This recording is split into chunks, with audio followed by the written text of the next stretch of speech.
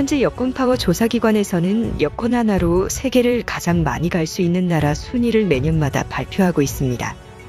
이 조사에서는 우리 대한민국의 여권이 세계 상위의 강대국으로 나타나는데요. 그런데 슬프게도 한국보다 윗단계에 있는 나라는 바로 일본입니다. 바로 중국과 몽골을 무비자로 갈 수 있어 단 두 나라 차이로 한국이 밀려난 것인데요. 이 때문에 하루속히 몽골과 여권 관계 정상화뿐 아니라 국가적인 친화를 모색해야 한다는 지적이 나오고 있습니다. 그 중에 5가지의 항목화의 프로젝트가 제시되고 있는데요. 국토전략TV? 몽골과 일본은 사이가 아주 좋습니다. 두 나라는 역사적으로 맞부딪힐 일도 없었고 일본에서는 몽골의 침입을 고려의 침입으로 해석을 해서 백강전투에서의 패배와 함께 고려-몽골 연합군의 일본 원정 사건에 대해 뿌리 깊은 역사적 반한 감정의 근원이 되곤 합니다. 때문에 일본에서는 몽골과 아주 친한 우호 관계가 형성되고 있고 심지어는 한국어와 몽골어의 관계처럼 몽골 사람들은 일본어를 배우기가 매우 쉬워 몽골에서 일본에 대한 인기는 어느 정도 높은 상황입니다. 그럼에도 몽골에서는 한국어에 대한 인기가 더 높은 상황이며 세계적인 언어학습기관인 듀오링고의 조사 결과 매년 몽골에서 한국어의 인기는 영어를 제치고 1위 외국어 자리를 항상 지키고 있는 상황입니다. 하지만 안타깝게도 최근 들어 연달아 터지는 한국 국민에 의한 몽골 국민 폭행 사건이라던가 경남 양산에서 발생한 몽골 여중생 집단 폭행 사건이 발생하였고 우리 국민들도 이에 대한 안타까움이 청와대 국민청원까지 이어져서 20만 명 이상의 청원자 수가 도달하여 몽골인 여중생 폭행 사건에 대한 전말을 밝혀달라는 국가적으로 안타까운 사건의 발생이 빈번해지고 있습니다. 안타깝게도 몽골인 여중생 사건은 미성년자가 벌인 사건으로 강력한 처벌 단계까지는 가지 않았습니다. 최근 들어 지방도시에서 학생들의 다문화 비중이 점차 높아지고 있으나 학교 내에서 출신 국가 혹은 가정의 배경 문화권에 대한 차이가 학생별로 존재해서 학생들 간 이러한 배경을 존중하지 못한 사건으로 분석되지만 그러나 몽골 국민들은 이러한 사건을 민감하게 받아들이고 있는 상황이며 몽골에서의 반한 감정이 점점 높아지고 있습니다. 특히 몽골에서는 보복성 한국인 사업주에 대한 폭행 사건이 빚어지면서 양국 간의 불필요한 긴장감이 형성되고 있는 상황입니다. 하지만 몽골과 한국의 사이가 벌어지게 되면 반사이익을 얻는 곳은 다름 아닌 중국과 일본입니다. 러시아가 카자흐스탄을 자국의 군사경제권 안으로 편입시키는 노력을 하는 만큼 중국에서는 이미 몽골을 자국의 영토처럼 인식하고 있습니다. 중국에서는 이미 몽골인들을 중국인으로 여기고 있고 징기스칸이라는 인물뿐 아니라 몽골 제국의 중국식 이름인 원나라의 역사를 중국의 역사라고 인식을 하고 있는 상황으로 몽골인들이 즉 중국인이다 라는 논리를 펴고 있습니다. 이것은 고구려와 고조선사가 자국의 역사임을 주장하는 동북공정과도 비슷하게 흘러가는 상황으로 중국의 치밀한 계획들이 여기저기서 진행되는 것을 알 수 있습니다. 때문에 몽골인들이 중국에 입국할 때에는 비자조차 받지 않고 있어서 몽골인들의 중국 내몽골 지방으로의 이주라던가 중국으로 일자리를 찾아가는 일들이 빚어지기도 해 안타까움을 주고 있습니다. 이러한 상황에서 한국은 오랜 기간 몽골과의 경제협력과 여러 환경 기초기반 시설 인프라 사업을 통해 몽골의 발전을 돕는 사업을 다방면으로 진행하고 있고 양국 국민들의 양국에 대한 호감도가 높은 만큼 두 나라의 관계가 깊어지면 상대적으로 중국의 몽골 공정 프로젝트는 약화될 수밖에 없는 상황입니다. 이 때문에 중국 측의 한국과 몽골의 사이를 벌려놓기 위한 공작행위가 진행될 수 있으므로 양국 국민들은 늘 주의를 기울일 필요가 있다는 지적이 나옵니다. 최근 들어 카자흐스탄 사태를 시작으로 중앙아시아 지역에 중국과 러시아 또 터키 세 거대 국가들 간의 패권 싸움이 진행되면서 몽골도 안전하지 않을 수 있다는 분석이 나오고 있습니다. 특히 몽골은 성공적으로 민주주의가 안착해가고 있는 동아시아에서는 몇 안 되는 민주주의의 선진국이 되려 하고 있습니다. 이러한 상황에서 중국이나 러시아가 내정 간섭을 통해 몽골의 민주주의적 가치와 제도가 훼손이라도 된다면 순식간에 몽골은 국가적 정체성을 잃을 수 있다는 위기감이 나오고 있고 바로 인접한 대한민국의 안보에도 어느 정도 영향을 미칠 수 있다는 우려가 나옵니다. 때문에 몽골과 한국의 연대와 협력은 매우 중요한 상황인데요. 이를 위해 양국 국민들의 우호 증진과 오해를 해소할 수 있는 여러 가지 프로젝트들이 거론됩니다. 그럼 5가지를 살펴보겠습니다. 첫 번째, 신라 9층 목탑의 복원. 삼풍국을 통일한 신라가 세운 동양에서 가장 아름다운 목조 건축물인 황룡사지 구층목탑은 당대 세계에서 가장 높은 빌딩 중 하나였습니다. 전근대 인류 역사상 가장 높은 탑이었을 것이라는 추측이 나오는 한민족 역사상 어마어마한 건축물이자 인류의 유산입니다. 서기 553년부터 656년까지 무려 100년여에 걸친 건설 기간을 가진 황룡사 구층목탑은 백제인 아비지가 지은 목탑으로 층별로 1층은 외국, 즉 지금의 일본, 2층은 중화, 지금의 중국, 3층은 5월, 지금의 중국 상하이 일대, 4층은 탐나, 지금의 제주도, 5층은 응류, 6층은 말갈족, 7층은 거란족, 8층은 여진, 9층은 예맥. 이렇게 통일신라 주변 9개국을 극복한다는 의미로 지어진 목탑으로 한반도의 통일과 외세로부터의 침입을 막는다는 의미가 있는 탑입니다. 4층 탐나와 5층의 백제를 상징하는 응류, 그리고 9층의 예맥을 상징하는 고구려 세 지역은 한반도의 통일된 지역으로 흡수됐으나 아직까지 1층의 일본, 6, 7, 8층의 만주 일대, 2, 3층의 중국은 오늘날까지도 위협 국가입니다. 이 탑은 고려시대 때까지도 있었으나 몽골의 침입으로 인해 불타 사라져버렸던 안타까운 역사가 있는 탑입니다.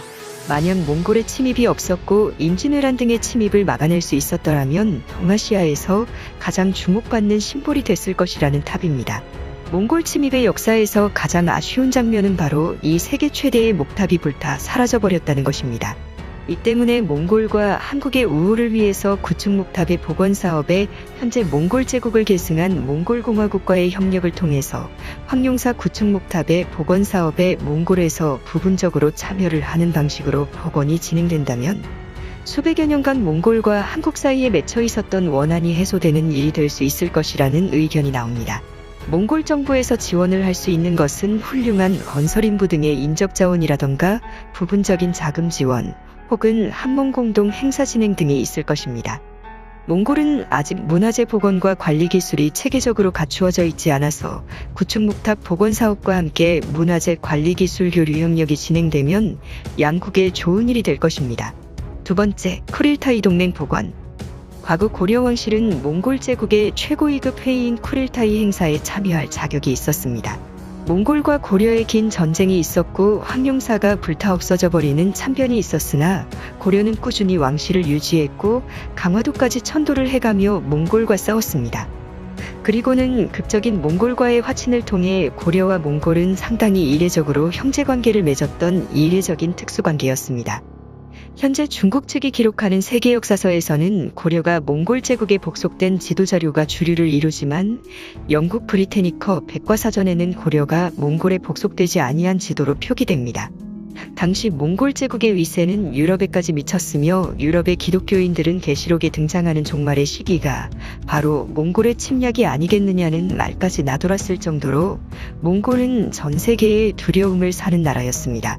유럽과 다른 중앙아시아, 중동 국가들이 두려움에 떠는 사이에 고려 왕조는 국가를 지켰고 몽골 제국의 중요한 일을 결정하는 쿠릴타이 행사에 참여할 수 있었습니다.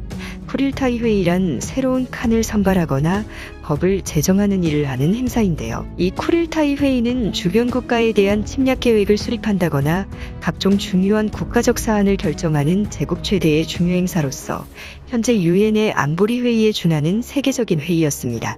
이것은 최고위급 황족 중에서도 혈족이 아니면 참여를 할 수 없는 회의로 당시 고려 왕실은 독립국가로서 몽골 왕실과 혼인한 친척 관계였기 때문에 참여 자격이 주어졌고 충선왕 같은 왕들이 실제 참석해서 원무종의 즉위를 지지하기도 했던 역사가 있습니다. 이러한 쿠릴타이 행사는 오늘날 엉뚱하게도 헝가리에서 명맥을 이어가며 기마민족 국가들 간의 우애를 다지는 행사를 개최하고 있는데 한국 역시 이 행사에 참여하고 있습니다. 최근 들어 중국의 팽창, 러시아의 중앙아시아에서의 패권 확장은 아시아 지역의 위협으로 다가오고 있습니다. 이 때문에 멀리서는 헝가리 그리고 몽골, 한국으로 이어지는 쿠릴타이 동맹을 단순한 친목 행사가 아닌 정치적 연대를 할 수 있는 기구로 격상하여 과거 세계 정부의 역할을 했던 몽골 제국의 쿠릴타이 회의에 당당히 독립국가 자격으로 참석을 했던 고려의 기상을 담아서 쿠릴타이 동맹이 복원될 수 있을 것이란 의견이 나옵니다. 세 번째, 한몽 우호의 바다. 현재 몽골은 심각한 기후위기의 피해를 입고 있습니다. 세계적인 기후변화는 해수면 상승을 촉진시켜 여러 태평양의 섬나라들이 사라질 위기에 처해 있다고는 하지만 기후위기로 인한 가장 큰 피해를 입고 있는 나라는 다름 아닌 몽골입니다. 그 넓은 녹색의 초원지대가 황량한 사막으로 변하고 있고 강물의 물줄기는 여기저기 흩어져 말라비틀어지고 있으며 중국에 대거 수출되는 석탄 광산에 많은 양의 물이 사용되면서 물이 점차 귀해지고 있습니다. 최근 몽골 정부와 한국 정부는 2016년도부터 몽골의 수도 울란바타르시의 한가운데를 흐르는 툴강상 위에 약 4억 달러 규모의 댐 건설을 비롯한 수자원 사업을 추진하면서 몽골의 수자원 문제에 한국과 깊은 협력 관계를 맺고 있는 상황입니다.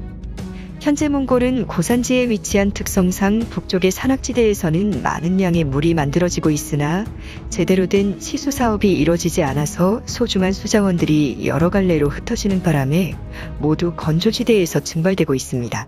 한국은 성공적으로 한강, 낙동강, 영산강 등의 하천들을 성공적으로 치수를 한 경험이 있는 나라인 만큼 몽골의 여러 갈래로 갈라지는 하천들을 정비하고 하나의 거대한 물줄기로 만들 수 있습니다. 그렇게 된다면 몽골 내륙에서도 강력한 강줄기들이 만들어져 물이 모이는 곳에는 거대한 인공바다가 만들어질 수 있을 것으로 관측됩니다. 이러한 몽골 내 치수 사업이 성공적으로 이뤄지게 되면 몽골의 건조화로 인한 사막화 현상, 그로 인해 발생하는 황사바람으로 인한 한국의 피해는 조금은 줄어들 것으로도 관측됩니다. 현재 일본은 많은 몽골의 기초기반 시설 조성 사업에 일본 엔화를 빌려주며 몽골 내에서의 영향력 확대에 나서고 있습니다. 조만간 개통할 몽골의 수도 울란바토르 지하철 노선 역시 일본에서 자금을 빌려줘 최근 완공을 앞두고 있습니다. 한국에서도 조속히 몽골의 치수 사업과 같은 기초기반 시설에 한국의 기술력과 자본협력을 통해 몽골 국민들에게 실질적으로 도움이 될 뿐 아니라 한국의 기후 환경에도 좋은 양국의 환경 협력이 이루어지는 게 좋다는 의견이 나옵니다. 네 번째, 한몽상호 무비자협정 체결. 일본은 몽골에 많은 엔화 자금을 투자하며 몽골 내에서 영향력 확대에 나서고 있습니다. 이는 현재 동남아시아의 국가들이 일본 엔화 자금으로 국가 경제가 돌아가는 지금의 상황과 마찬가지입니다. 일본은 과거 대동아 공영권의 향수를 가지고 동남아시아뿐 아니라 만주, 몽골에도 과거의 영향권을 확대하고자 한다는 분석이 나오고 있습니다. 특히 일본은 몽골의 대동아 공영권 흡수를 위해서 중국 내몽골 지방에 만주국과 같은 괴뢰국가인 몽간국이라는 괴뢰국을 세워 마치 만주국과 같은 퍼펙 국가를 만들었던 적이 있습니다. 의도는 불순했지만 어쨌든 중국으로부터 독립된 몽골 민족 국가 설립을 도왔던 것입니다. 덕분에 일본은 몽골과 상호 무비자 협정이 체결돼 일본에서 무비자로 갈 수 있는 나라가 한국보다 많은 현재의 상황이 되고 말았습니다. 그러나 몽골 외교에 있어서 한국과 일본을 단순 비교하기엔 무리가 있습니다. 왜냐하면 한국에 체류 중인 몽골 국민들의 수가 월등히 일본보다 많기 때문입니다. 한국에는 약 3만 명의 몽골인들이 거주 중으로 300만의 몽골 국민 중에서 무려 1% 정도가 한국에 왔던 경험이 있습니다. 그러니까 몽골 국민 100명 중 1명은 한국어를 할 줄 안다고 할 정도로 몽골에서는 한국어가 쉽게 들리는 몇 천 되는 나라이기도 합니다. 그뿐 아니라 최근엔 한국의 최저임금이 크게 상승하면서 몽골 내에서 한국에 오려는 열기가 높아지고 있습니다. 이러한 상황에서 몽골 한국 상호 무비자 협정뿐 아니라 양국에서 편하게 일을 하고 세금을 납부할 수 있는 제도가 만들어지게 된다면 몽골에서 일본이나 특히 중국 같은 제3국으로 국민이 유출되는 일은 없을 것입니다. 특히 근래 들어서는 중국의 내몽골 지방으로 몽골 국민이 빠져나가게 되면 몽골 국토의 중국의 종속화가 우려되는 상황인데요. 그 때문에 하루속히 한국-몽골 간 상호 무비자 협정을 체결하여 양국 국민들의 우호 교류 증진뿐 아니라 마치 유럽의 쉥겐 조약에 준하는 양국가 간의 이통행의 자유, 사업의 자유 등이 이뤄지게 된다면 몽골 국민들의 소득 수준이 크게 신장될 뿐 아니라 몽골 내 민주주의의 발전에도 큰 도움이 될 수 있고 더 나날이 커져가는 중국의 위협, 러시아의 위협에도 양국이 협력해 대응해 나갈 수 있을 것입니다. 다섯 번째, 몽골 민족의 통일협력. 몽골 민족도 마치 한민족처럼 두 나라로 분리되어 있습니다. 바로 중국의 내몽골 자치구와 몽골공화국입니다. 남몽골과 북몽골로 불리기도 하지만 몽골에선 남쪽이 공산진영, 북쪽이 자유진영에 해당됩니다. 내몽골의 몽골인들과 몽골공화국 내 몽골인들 간의 사이가 썩 좋은 편은 아니지만 최근 중국 공산당에 의해 중국 내몽골 자치구내에서 몽골 언어 탄압, 몽골 문자 사용 금지 정책 등이 시행되면서 전 세계의 몽골 민족들이 단합하는 사건이 최근 발생한 바 있습니다. 특히 중국은 내몽골 자치구가 중국 영토내에 있다는 이유로 몽골 제국의 역사를 중국의 역사인 것처럼 역사 공정 작업을 펼치면서 세계로부터 비난을 받고 있습니다. 만약 몽골 민족이 통일된다면 이러한 수모를 겪을 필요가 없을 것입니다. 몽골은 현재 남북한 문제에 있어서 아시아 국가들 중에서 가장 한국의 편의를 많이 봐줄 뿐 아니라 탈북자들의 한국 송환을 무조건적으로 돕고 있는 상황입니다. 지난 2013년경 북한 김일성 대학교를 방문한 차이야 엘벡도르지 몽골 대통령은 북한의 독재 시스템을 직접 비난을 하며 강의를 했었던 사건이 있었을 정도로 몽골의 자유민주주의는 점점 꽃을 피워가고 있습니다. 최근 몽골의 유력 정치 인사들 중에서는 엥으바야르 전 몽골 대통령이 정치적 망명을 할 나라로 한국을 선택하는 사건이 있었다는 보도가 한국 사회를 깜짝 놀라키게 한 바 있습니다. 그것이 사실이라면 한국 최초의 정치인사 망명 사건인데 그만큼 몽골과 한국과의 관계가 점점 가까워지고 있다는 증거로 볼 수 있다는 해석이 나옵니다. 몽골이 통일되면 현재는 300만 명, 부산광역시 인구 수준에 불과한 몽골이지만 남몽골, 북몽골이 통일이 이뤄지게 되면 약 700만 명의 인구로 재탄생할 수 있습니다. 현재 중국 내몽골의 인구는 약 2천만 명가량 되는 상황이지만 약 80%가 중국 한족 출신이고 약 17%가 몽골족, 2%가 만주족인 상황입니다. 만약 통일 몽골이 이루어지게 되어 몽골 쪽의 민족 국가가 만들어지면 약 700만 명의 국가가 탄생하는 것인데요. 하지만 통일 몽골이 되어도 내륙 국가인 특성으로 인해 중국이나 러시아의 의존적인 외교 환경은 통일 이후에도 지속될 수 있다는 우려가 나옵니다. 그 때문에 한국과의 협력을 통해서 몽골이 중국과 러시아 정도는 어느 정도 견제를 할 수 있는 스위스와 같은 강소국으로서의 포지션을 갖기 위해서는 스위스가 중립국가이지만 미국이나 영국과 깊은 교류를 갖는 것처럼 한국과의 협력은 꼭 필요할 것이란 관측이 나옵니다. 과연 한국과 몽골이 과거의 안 좋은 기억들을 씻어내고 양국 국민들이 서로 우호적인 감정을 꾸준하게 유지하게 될 수 있을까요? 주변 국가들의 공작에 휘둘리지 말고 한몽양국의 우호가 깊어지길 기대합니다. 국토전략TV 오늘은 이것으로 마치겠습니다. 감사합니다.